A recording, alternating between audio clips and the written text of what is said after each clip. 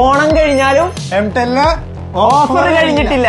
നമ്മുടെ കസ്റ്റമേഴ്സിന്റെ ഭൂരിഭാഗം പേരുടെ ചോദ്യമാണ് എസ് സീരീസിന് ഓഫർ ഉണ്ടോ, എസ് സീരീസിന് ഓഫർ ഉണ്ടോ. എന്നാൽ എസ് സീരീസിന് മാത്രമേ ഉള്ളൂ ഓഫർ.